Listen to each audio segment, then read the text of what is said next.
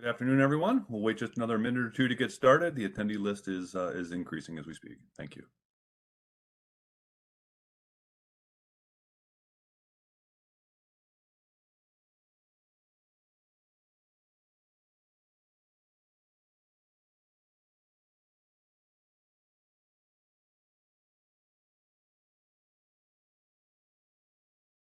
Good afternoon, everyone, and thank you for joining us for another update of the New York State Offshore Wind Program. My name is Gregory Landman. I'm the Director of Offshore Wind here at NYSERDA.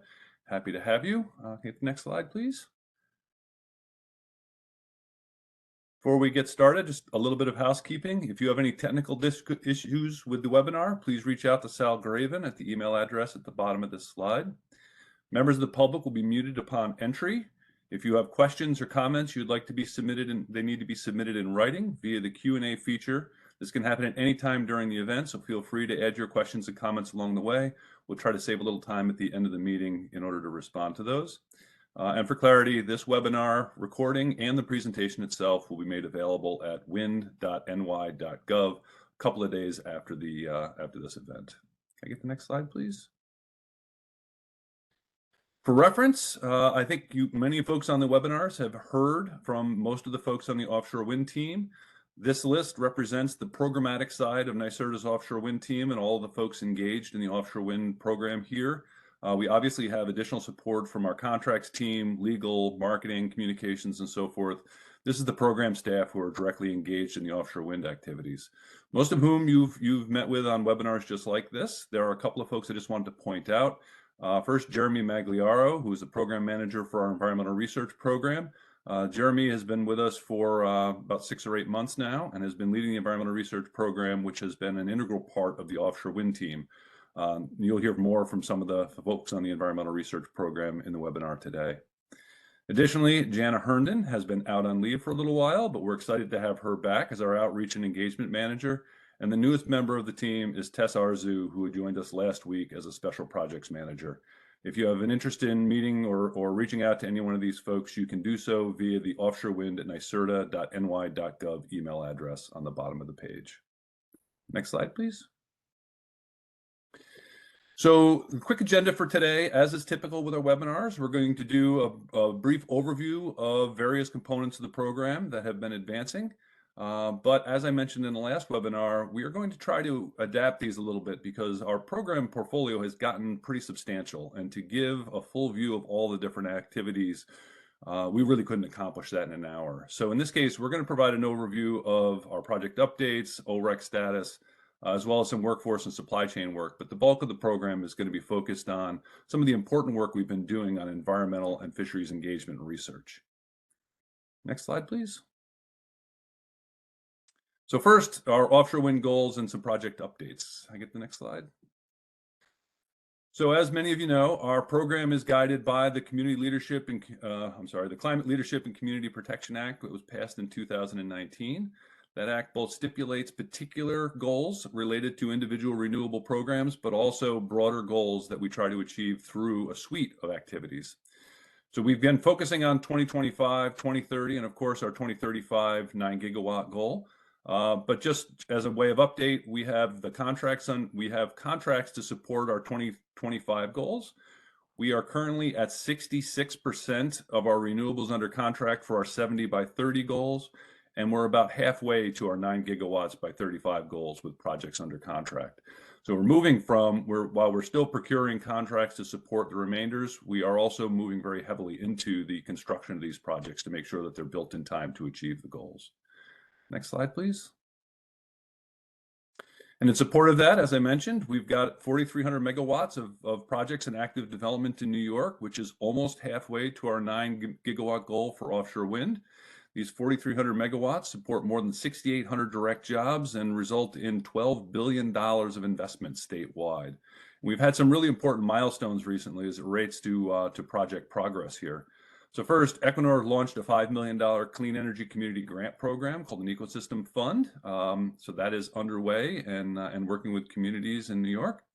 We've also had some major milestones with the Bureau of Ocean Energy Management with the release of draft environmental impact statements related to Empire Wind, as well as more recently, the DEIS associated with Sunrise Wind. So great to see the progress from BOEM on moving those applications forward. And additionally, we recently had approval from Sunrise Wind on their transmission line. It was approved by the New York Public Service Commission under our Article 7 process. So we're seeing a lot of progress in our projects advancing. Next slide, please. And it plays into our timeline where we're building a cadence of projects. So we have been, when we started the program, we were very much in a planning process. Then we went to a planning and procurement process, sort of moved into a planning, procurement, permitting process, and now we've moved past that into our first construction. We're very excited that this year we broke ground on the first New York State offshore wind project, the South Fork Wind Project, which will be operational next year. We'll soon be breaking ground. Following that, we'll be breaking ground on the Sunrise project, which will be operational in 2025, the Empire Wind Project following suit, and really just developing a cadence of projects that are in construction and moving into operation. That cadence is important for bringing certainty to our supply chain development, to be sure that project or OEMs and other suppliers to the offshore wind portfolio see a long-term supply chain and opportunities to participate, providing long-term robust jobs and opportunities for those developers. The next slide, please. And the next step in that process is to procure an additional round of offshore wind projects to support that supply chain. So as you know, NYSERDA's third offshore wind solicitation is currently open. We're seeking to procure at least 2 gigawatts of offshore wind through this process, but perhaps as much as the remainder of our 9 gigawatt goal. The schedule, so our RFP was released back in July, and bid submissions are due on January 26th. We did have a milestone with a notice of intent, which came in on December 1st, which identified 6 bidders who are intending to propose to the process, representing 7 different lease areas. A pretty robust response, representing approximately 8 gigawatts of potential new generation capacity coming into New York. And just a few, I know in our last webinar, we spent some time on the solicitation, but just a couple of examples of things that I wanted to point out. So in this round, we're going to be having our first installment of $500 million that Governor Hochul has provided to support the development of the offshore wind supply chain here in New York. Our hope is to build a very strong supply chain that can satisfy and be competitive, not just for New York projects, but also for across the region. And playing into that is also, we would encourage you to take a look at our Buy American provisions that are associated with this RFP as well. While the supply chain investments in New York are good for New York, and also good for the region, our work on the Buy American provision, which requires the purchase of bidders, requires bidders to purchase at least $114,000 per bid megawatt in American iron and steel. These projects, the iron and steel, can be provided from anywhere in the United States. And our intention here is to signal very strongly to the U.S. iron and steel industry that offshore wind has a demand for their product. We want to make sure that they recognize the opportunities, invest in that supply chain, and are able to provide high quality jobs and high quality iron and steel products to support offshore wind. We encourage other states to think about undertaking a similar provision, and together we can make sure that the supply chain for iron and steel in support of renewable energy is continuous, long-term, and that our supply chain is able to provide those products without disruption. And with that, I'm going to turn it over to Morgan Brunbauer, who is our our offshore wind fisheries manager for New York State, to kick off the conversation around some of the work that we're doing on fishing and environmental research. Morgan?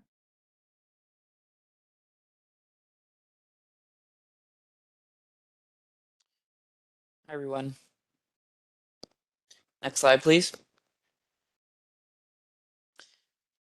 So today I'm going to be giving a brief update on some overview on how the twigs work and how they operate, as well as a couple of updates on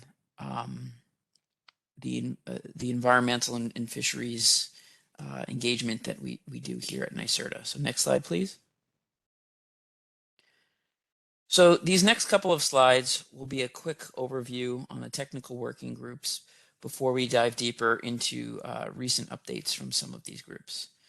New York believes the responsible development of offshore wind requires widespread collaboration with individuals and entities who have technical knowledge, practical experience, and professional interest in topics relevant to this development.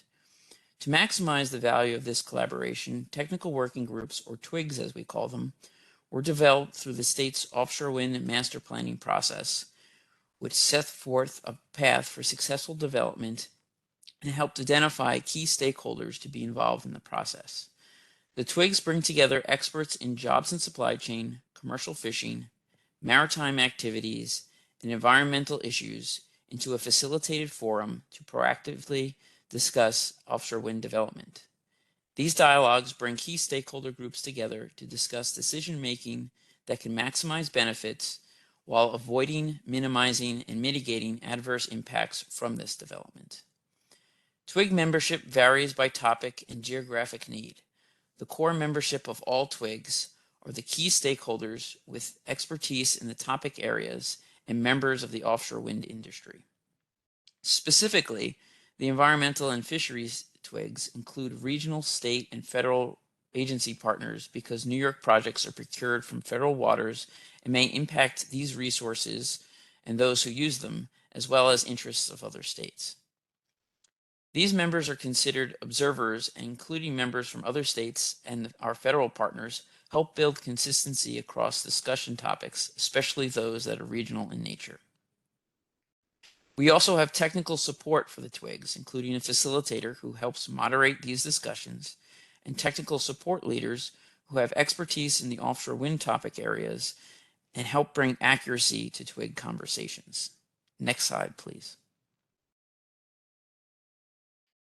Here we see a further breakdown of the role of the environmental and fisheries technical working groups.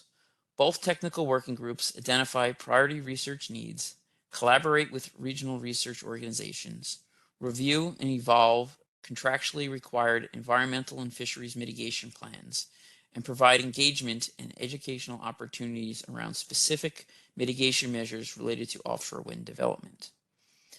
The Environmental Technical Working Group, or ETWIG, is comprised of science-based environmental non-governmental organizations and offshore wind developers and is supported by state and federal wildlife regulators.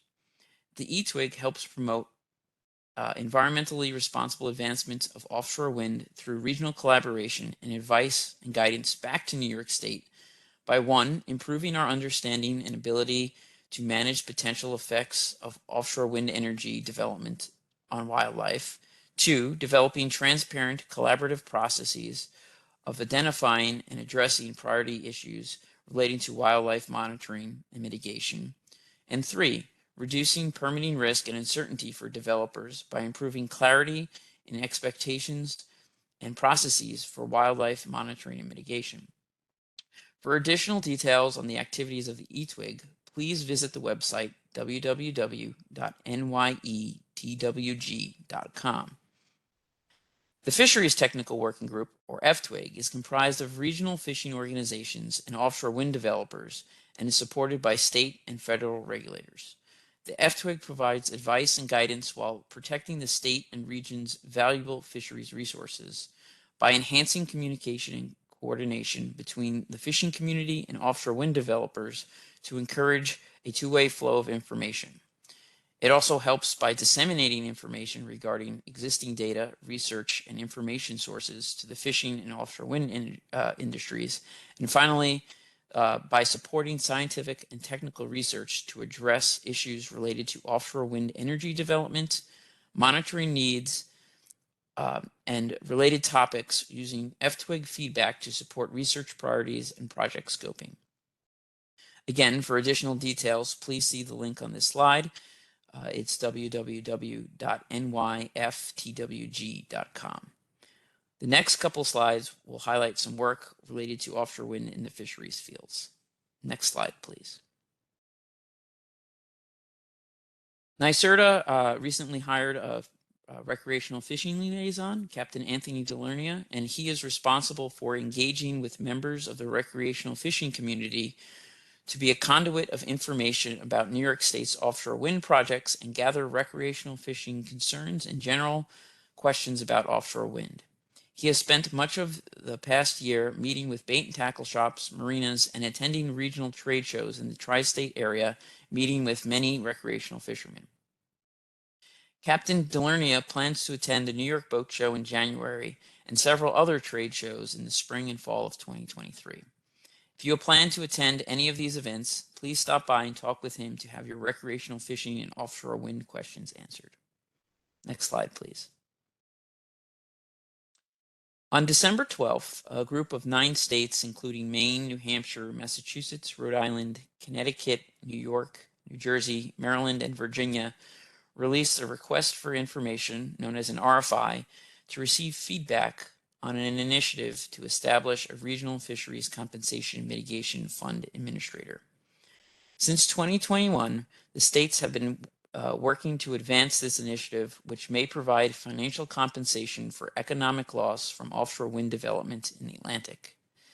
This effort focuses on supporting BOEM's draft fisheries mitigation framework, which was published this June, by working to advance the establishment of an administrator that would collect, hold, and disperse funds to impacted members of the fishing community while creating a process that is fair, equitable, and transparent across the region, while also engaging with the region's fishermen and offshore wind industries. Additionally, demonstrating the state's commitment to early engagement with the fishing industry, key regional fishing industry leaders were consulted to help facilitate the involvement of the general fishing industry to advise the states in the drafting of this RFI. The states are also supported in this effort by the Special Initiative on Offshore Wind and the Consensus Building Institute, which together act as a convening body for the states to advance this issue. Responses to the RFI are due back by January 31st, 2023. Please visit the link on this slide for additional details on the RFI and the associated scoping document.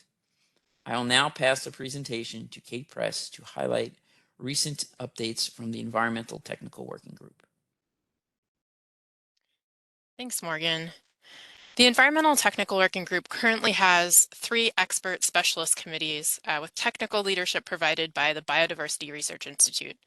The first project I want to highlight has partnered with the Offshore Wind Synthesis of Environmental Effects Research Group, led by the Pacific Northwest National Laboratory and the National Renewable Energy Laboratory, to develop a database of research needs and data gaps, compiling and synthesizing more than 800 topics from 60 sources.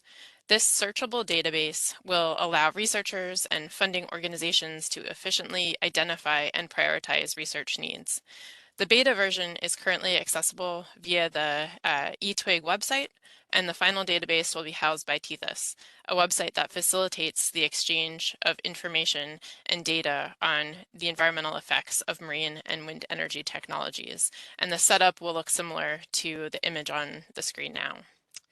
The second committee is working in collaboration with the Bureau of Ocean Energy Management and the U.S. Fish and Wildlife Service to develop guidance for pre- and post-construction monitoring to detect changes in avian distributions and habitat use in relation to offshore wind development.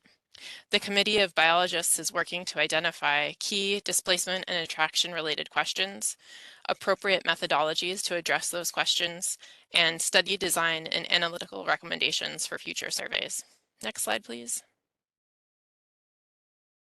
The third specialist committee provides ongoing support for biennial State of the Science workshops on wildlife and offshore wind energy.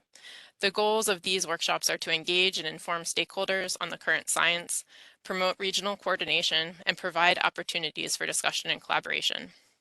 The 2022 State of the Science workshop held in Tarrytown, New York in July 2022 was followed up by a virtual session in September. This workshop was attended by over 450 people engaged in environmental research related to offshore wind energy development, making it the largest conference of its kind. The workshop included 12 presentation sessions and symposia, totaling more than 50 presentations. All of those presentations are recorded and available on the eTwig website. The next workshop will be held in 2024. Next slide, please. The NYSERDA Offshore Wind technical working groups also aid in the identification of research needs. NYSERDA has funded several research studies to inform responsible offshore wind development and has several projects ongoing and some new research opportunities. I'm going to turn it back over to Morgan to review our newest study results. Next slide, please. Thank you, Kate.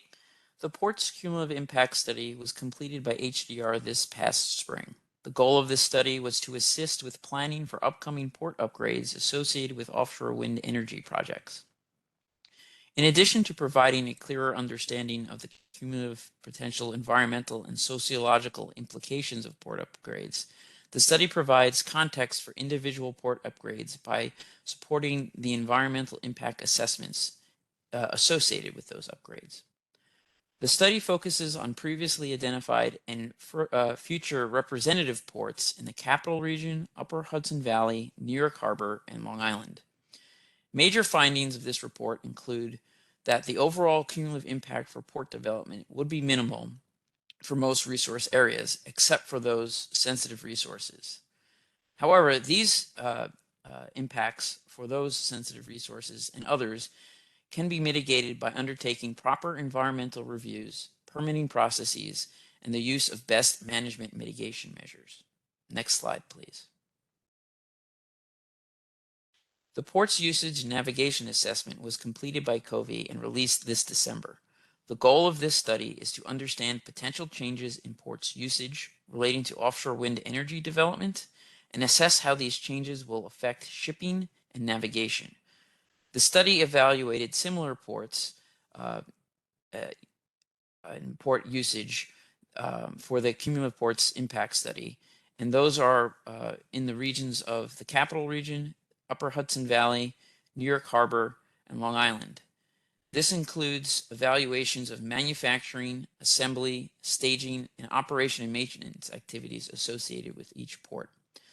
Findings include hotspot areas due to offshore wind and non-offshore wind related shipping activity, identification of certain risks to shipping and navigation, and potential mitigation measures.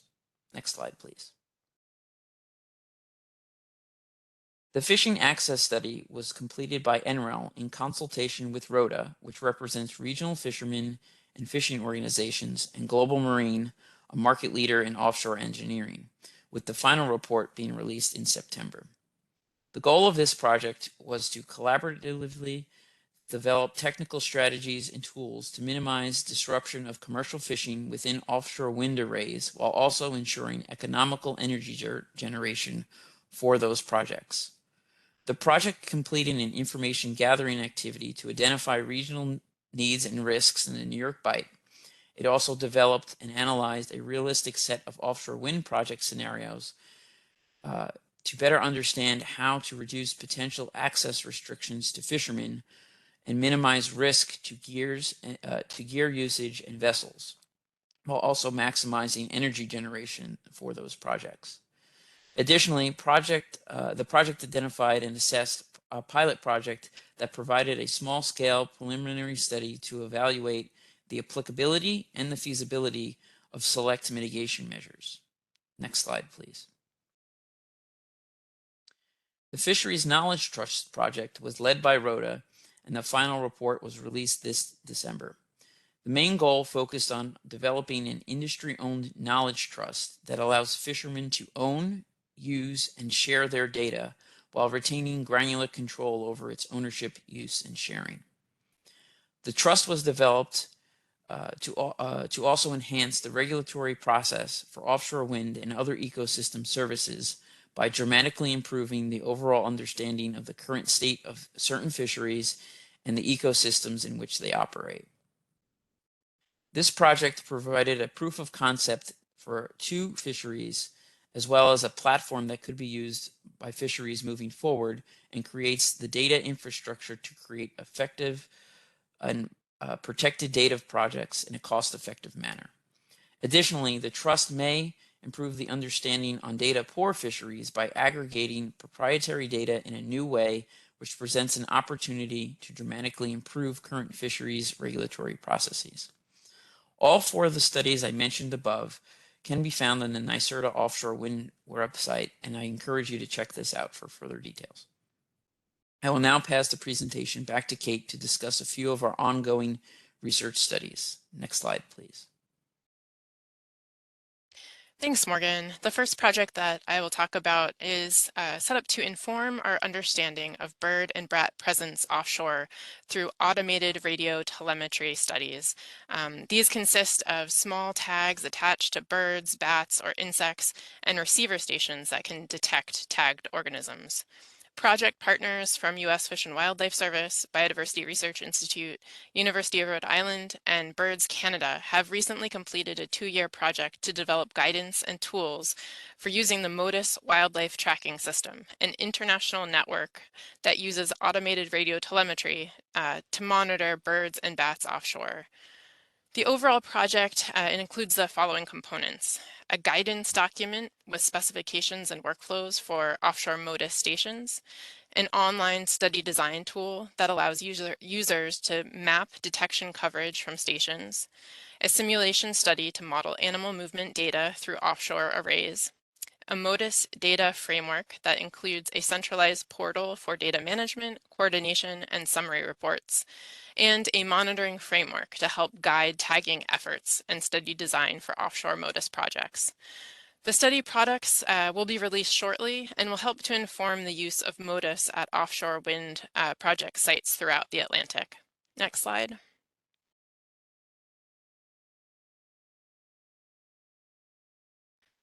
The second project examines relationships between marine predators and prey. Marine ecosystems are complex and dynamic. Changes in water temperature, currents, and other factors can alter the distributions of marine fish and wildlife in many ways.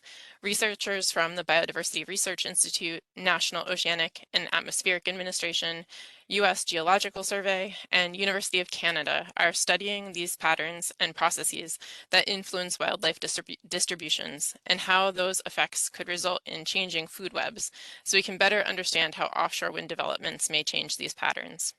This study is examining these relationships through compiling digital aerial survey data of forage fish shoals in the Mid-Atlantic and New York Bight to understand oceanographic factors that lead to forage fish shoals, using satellite telemetry data to describe the movements of northern gannets, red-throated loons, and long-tailed ducks to determine how forage fish availability influences movement behavior, combining aerial survey data for forage fish and seabirds to determine how shifts in forage fish distributions contribute to predator distributions, and quantifying decadal trends in forage fish and predator distributions to determine how climate and other habitat changes have affected long-term trophic relationships. This project will be complete later in 2023. Next slide, please. The last project is an examination of the relationships between environmental processes, primary productivity, and distributions of species at higher trophic levels using continuous and dynamic models. These models can help inform potential impacts to wildlife and reduce or help better understand uncertainty relative to models that indicate average conditions. They do this by integrating important drivers of movement patterns. They can also be used to predict short and long-term movement and behavioral effects from things like offshore development. This study seeks to develop spatially and temporally dynamic information about distribution of oceanographic characteristics in the New York Bight and surrounding areas, use available ecosystem data to predict wildlife distribution and use patterns, and identify related sensitive variables and important data gaps. This project has developed hydrodynamic models of the New York Bight, dynamic models for fin whales, loggerhead turtles, northern gannets, and red-throated loons that link species observations with the oceanographic conditions from the hydrodynamic models, thus identifying habitat drivers of movement. And they've made agent-based models that simulate animal movement and behavior for both red-throated loons and fin whales. Products from this project will be available in the first half of 2023. Next slide, please. We are also excited to announce that $2.5 million is currently available to support research that will improve the scientific and technical foundations for addressing key policy relevant questions related to the development of offshore wind and stakeholder identified environmental and fisheries concerns.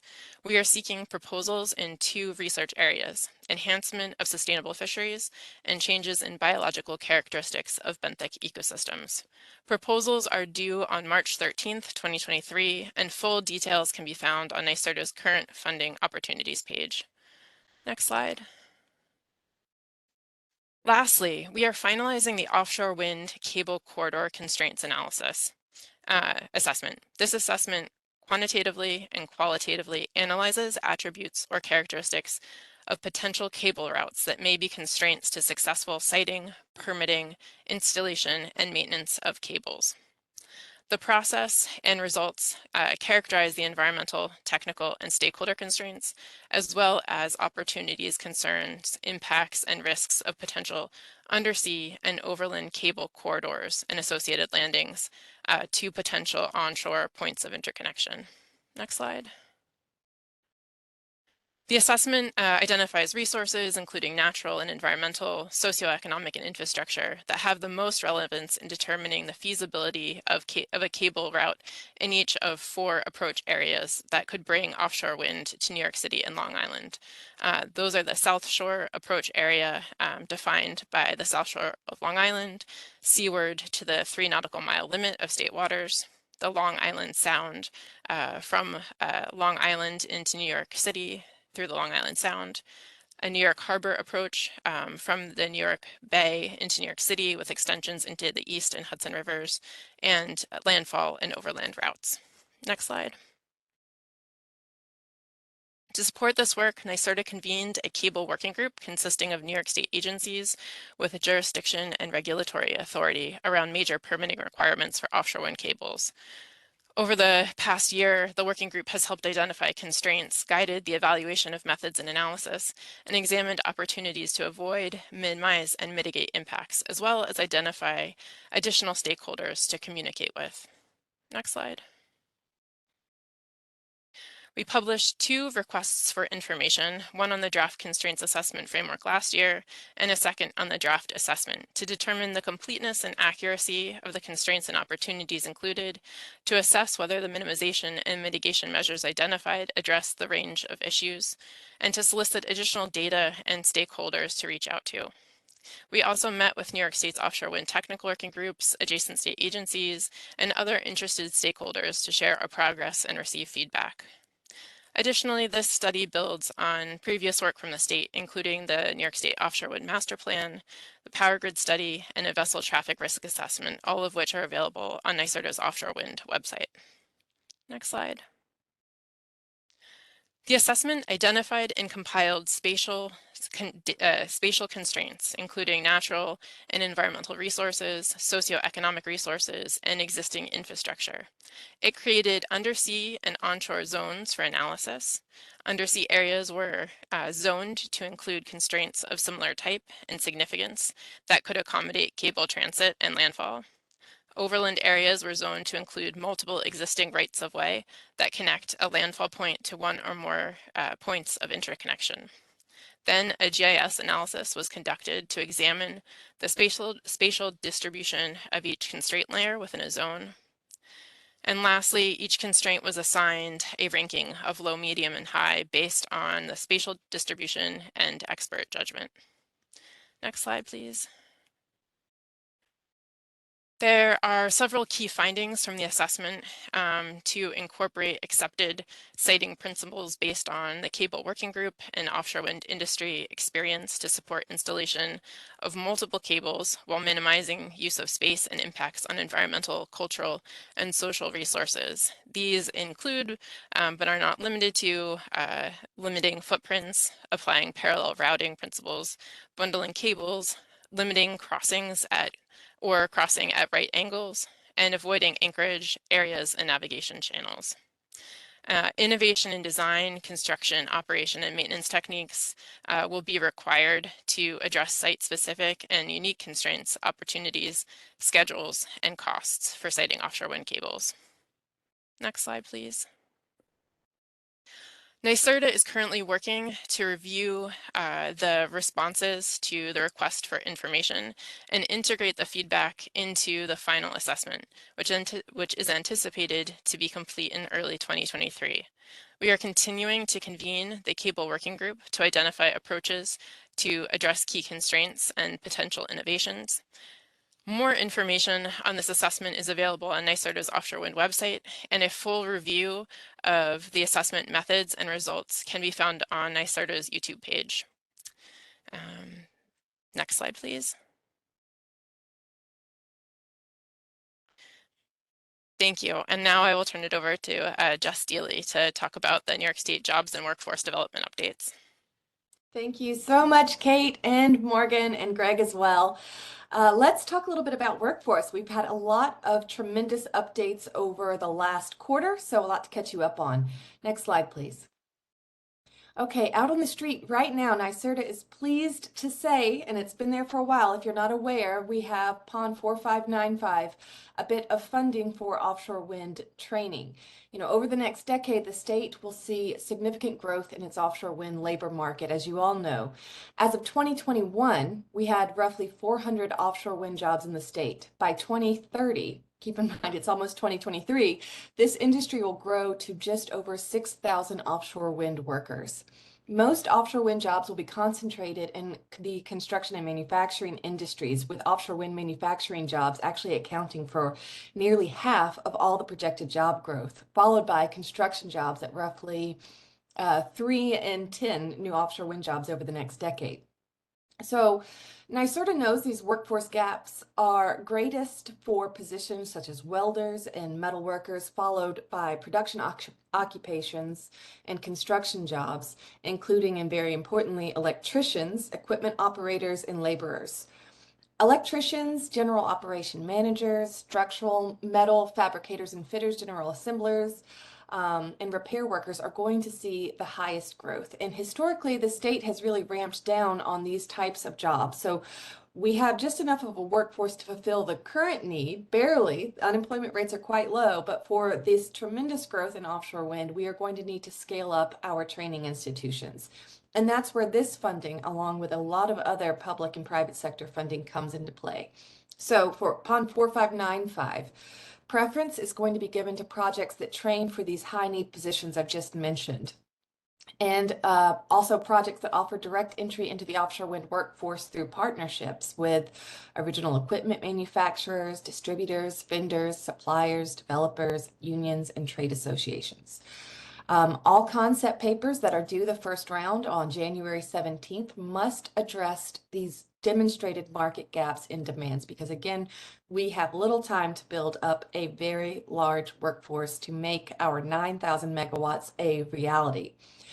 NYSERDA is here to help you with your concept papers. That's why we are doing concept papers before the invitation-only proposals. Round 1 concept papers, 3-page maximum, due January 17th, and then we'll continue them through June of 2023. If you have trouble finding PON 4595, the easiest thing to do is Google NYSERDA funding opportunities and then PON 4595. You could also contact me directly with any questions you may have. Next slide, please. Other funding opportunities that are on the street that we're happy to share with you include the Empire Wind $5 million Ecosystem Fund. That was just announced and released earlier this month. It's a community grant program to support sustainable growth and workforce development, and especially to empower underserved communities and climate justice communities in New York City. Awards are range for that particular fund from $100,000 to $900,000 over a 3-year period. And you could find out more about that fund and ways to apply by visiting that URL or simply Googling Empire Wind Ecosystem Fund. Another exciting announcement is the New York City Economic Development Corporation, or the NYSERDA's Waterfront Pathway Program. This program is specifically designated to MWBEs and SDVOBs that are looking to get into the offshore wind space but might find it difficult to compete against these major suppliers. So this funding is meant to help ramp up New York State small businesses and, again, women and minority-owned businesses so that the playing field is equal for all and we grow offshore wind with equity at the forefront. So if you're interested in learning more about the Waterfront Pathways Program, simply Google EDC Waterfront Pathways Program or visit that URL at the bottom of your screen. Next slide, please. One more update for offshore wind is our brand new offshore wind training website, offshorewindtraining.ny.gov. Now, if you are a state employee and you're on a virtual machine, you might have trouble accessing this site. We know it's an IT problem that we are working on. But if you're coming in from any other source, internet browser, just not on the New York virtual machine, you should be able to access it very easily. We made this website in a simple manner so that anyone, be it a high schooler to a PhD student, can go on and find a career pathway within offshore wind. If you click on the career pathways map, you'll see entry level, mid-level, and advanced level jobs. If you scroll down, you'll see an entire list of specific jobs, their duties, and the educational or certification requirements in order to get your foot in the door there. And if you don't have those requirements for the jobs that you are interested in, we also have an interactive map that has all of the apprenticeships relevant to offshore wind listed, training facilities, direct entry programs, all of our universities and programs that are relevant to offshore wind. Click through and see where you might fit in. It's also very helpful for a lot of the people I'm sure on this call that are already well educated, well versed in offshore wind, to see where the growth is in offshore wind training and to help develop those partnerships, because our goal in the end is to help scale up direct entry programs within our priority populations, our disadvantaged communities, get those direct entry programs even more robust, and then get those pre-apprenticeships into labor union apprenticeships or into certification programs where they then are guaranteed a job in the offshore wind space at the end of their training. That's the dream. So please visit that offshorewindtraining.ny.gov website. Let us know if you have any suggestions. It's going to be maintained and updated monthly. And our goal is to get back to any comments or questions within a 48-hour period. Next slide, please. Okay, upcoming in 2023, we have a new skills analysis. As I talk about this workforce, we at NYSERDA understand, and there's no way, shape, or form around it, we're going to need to attract folks from other industries into the offshore wind space if we're going to be successful in filling all of the roles needed to build 9,000 megawatts of offshore wind by 2035. So we have to understand what skills are applicable to offshore wind, and that is where this analysis comes in. You can see the purpose of the analysis there on your screen, and we hope that it is going to, again, highlight the certification and education profiles required by offshore wind workers and allow New Yorkers to understand what their path is into getting into the offshore wind industry. We also have just recently updated our workforce gap analysis. That's still in the same place on our website, but it includes even more training institutions within that research document. And we talked about it just a minute before, that PON 4595, the $9 million of workforce training funding that is on the street right now, will start issuing awards for that starting in Q1 2023, and then we'll issue awards on a rolling basis as long as funding is available. Okay, next slide. That should be it for New York State offshore wind workforce, so I will toss it to my colleague Peter Lyon to cover supply chain development updates. Peter? Thanks, Jess, Kate, Morgan, and Greg. What terrific updates and work that's been progressing in New York State. It's terrific to work with all four of you. So New York's portfolio of 5 offshore wind projects continues to make progress in providing procurement opportunities for New York businesses interested in manufacturing components or providing services for the various phases of project development. With a combined economic impact of $12.1 billion to upstate, downstate, and Long Island businesses, there's a lot of opportunity out there with a lot more to come. So while we lean into opportunities that are near term and associated with currently awarded projects, the state seeks to continue to educate and enable understanding of potential future opportunities as the industry continues to come to full scale and primary component manufacturers localize production in New York and the United States. Next slide, please. So with that said, on December 8th, NYSERDA welcomed the leading turbine manufacturers GE Vernova, Siemens Gamesa Renewable Energy, and Vestas to Buffalo in Western New York. Western New York manufacturers had the opportunity to learn about the procurement process from the 3 turbine OEMs, getting key insights to help navigate entry as a supplier and the road ahead to becoming a qualified supply chain partner. With roughly 80 attendees, the business-to-business engagement and networking allowed for participants to engage in conversations with the turbine manufacturers as well as other primary component manufacturers attending and tabling at the event. You know, when we think about these components and the thousands of subcomponents, there's a lot of opportunity out there and a lot of expertise within the New York supply chain, whether it be manufacturers or service providers, you know, that are coming from the onshore industry. So these events provide that opportunity for engagement. Next slide. We also had Sunrise Wind and Equinor continually work towards ramping up their engagement with local suppliers, thinking about our awarded projects. So the executed forums and expos have reached over 800 potential suppliers and provided opportunity for engaged New York businesses to hear from Tier 1 manufacturing and service organizations that have been awarded contracts and are now seeking New York partners who are able to provide the materials, components, or services they require. At the Sunrise Wind Forums, 15 awarded Tier 1s outline their specific needs, qualification processes, and procurement timeline.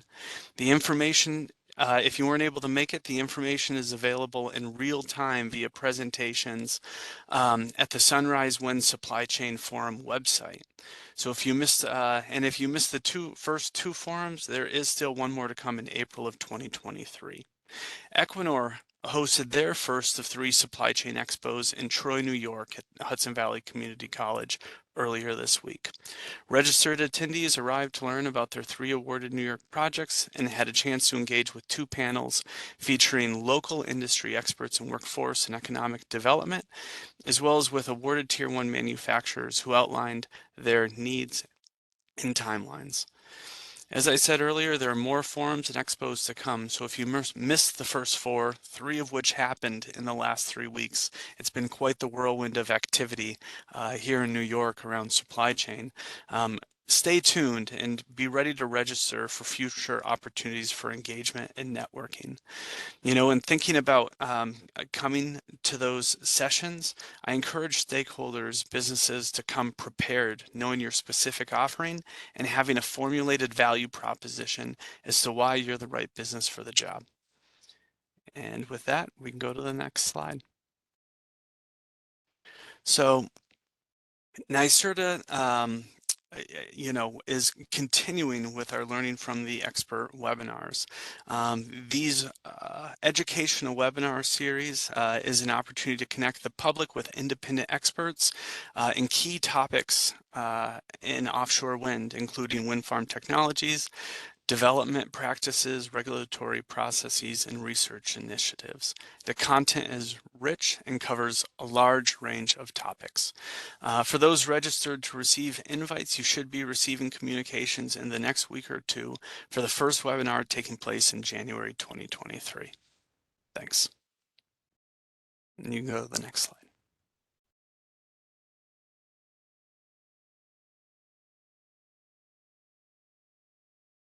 Thank you, Peter, and thank you everyone else for the presentations today. I think what you've heard is a really great example of the breadth of this portfolio. The green energy transition for New York State is not simply about electrons.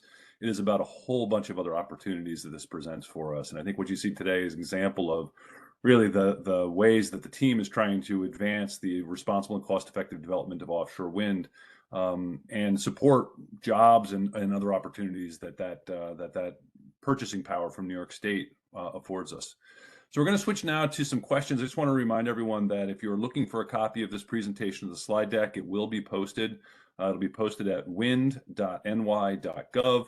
If you look under the archive section, it'll take a couple of days for us to get that squared away from the tech side, but it'll be posted and made available there. We have a couple of questions that came in, but feel free to enter a few more if you have any. We had a question or two in regard to Great Lakes wind. I just want to draw a distinction between the two. So what we're presenting here is the work that New York State has been engaged in as it relates to our offshore wind that's in the marine system as directed by Public Service Commission orders. We were directed by the Public Service Commission a couple of years ago through the Clean Energy Standard Order to undertake a feasibility study for Great Lakes wind in support of our renewable energy portfolio. Just for clarification on the status here, NYSERDA is currently working to finalize that study. We anticipate filing the study and a white paper on Great Lakes wind by the end of the year. We don't have a specific date for that yet, but we're certainly working toward getting that out and making it fully available. We had a question about the Fisheries Knowledge Trust and whether a link is available. And I'll ask Morgan to respond to that one.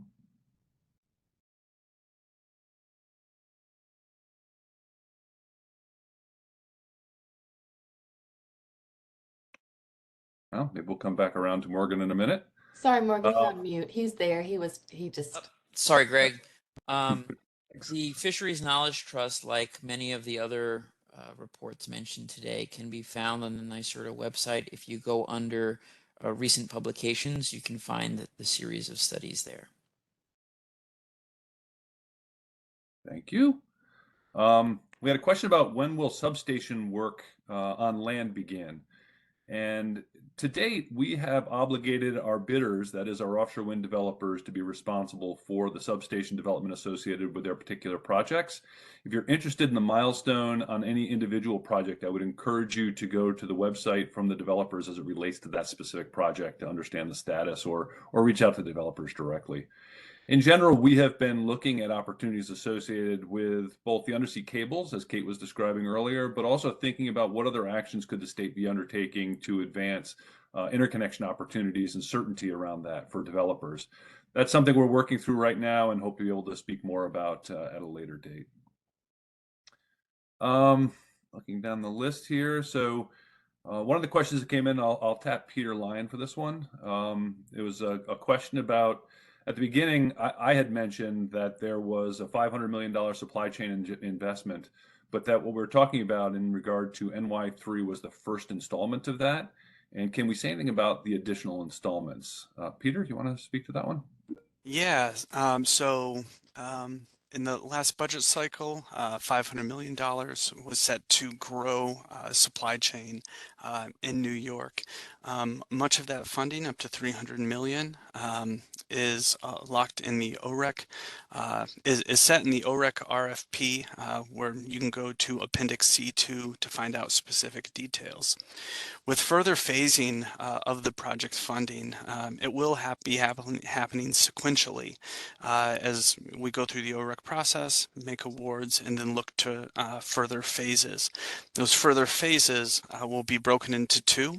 The second phase will be informed by the OREC RFP and the funding and types of projects that are funded to then enable not the design, but the different opportunity types, whether it be primary component, subcomponent, services, O&M that would go along with the phase 2 funding, as well as the level of funding that would be available. The third phase, which would be later in 2023, early 2024, would be directly for New York State businesses. And again, the design of that would be for the types of funding opportunity would be informed by not only phase 1, but also phase 2 as we look to grow the supply chain all the way from the primary component opportunities and those tier 1 service opportunities down to the tier 2, tier 3, tier 4 components that are going to help to enable a transition for existing New York companies to enter this exciting industry. Thanks, Greg. Great, thank you, Peter.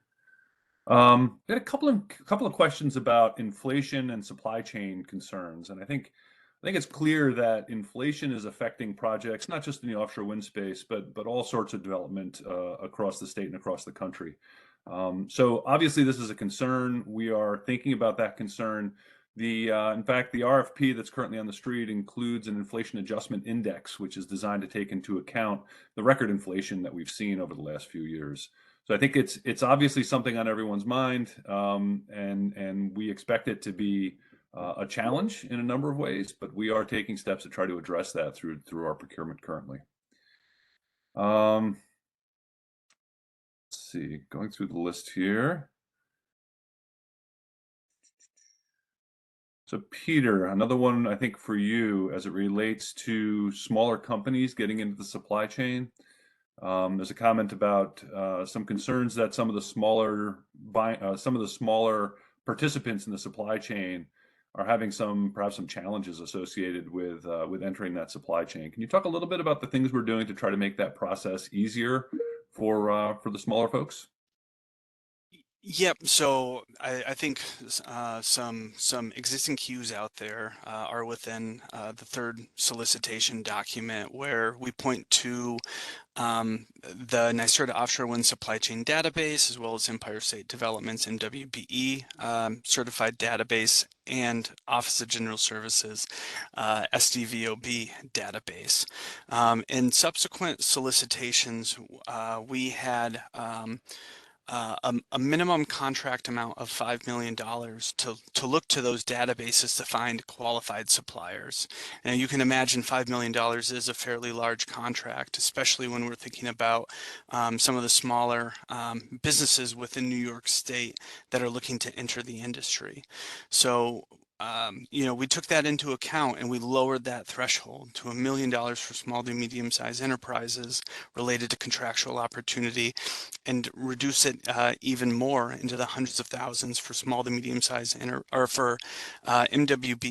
and SDVOBs. So, as we think about those contractual sizes and the opportunities to put forward contracts that will then help with that transition by reducing that amount of burden, that financial amount of burden related to bonding or company guarantees, liquidated damages. This is a topic that I'm, super interested in, as it has hindered participation in European markets as well. There are a lot of great examples within the UK market in particular, where they've worked to develop bonding programs. So if there are any companies out there that have had these experiences and are willing to have a conversation so that I can continue to learn and think about a specific programmatic opportunity that could help alleviate some of these barriers, I am all ears and happy to have those discussions. Thank you, Peter. Kind of a different type of question. We got a question as whether NYSERDA is hiring and how to join the team. So in fact, the NYSERDA has filed a petition with the Public Service Commission. We do this annually on our Clean Energy Standard. And at this very moment, the Public Service Commission is in discussion about that filing. So we did request a number of new positions, both at the offshore wind team as well as other portions of the large scale renewables team at NYSERDA. You can take a look at the existing opportunities for employment at NYSERDA just by Googling NYSERDA employment or NYSERDA careers. It usually pops right up. But keep an eye out on that, because depending on the outcome of the commission hearing today, there may be more positions coming as well. So that one. All right, there was a question. I'll tap Peter for this one again. Are there plans for the state to have a presence at IPF, and what are the opportunities to participate? So we've definitely got a supply chain hungry crowd here today. Peter? Yeah, so New York State will again have a pavilion at IPF this year. It'll be a 20 by 30 space. We're looking for regional sponsors, port sponsors that can come and participate in the pavilion and provide representation for regions, all over New York. But some that have participated for the last 2 years include Long Island, New York City, the Mid-Hudson region, as well as the Capital region.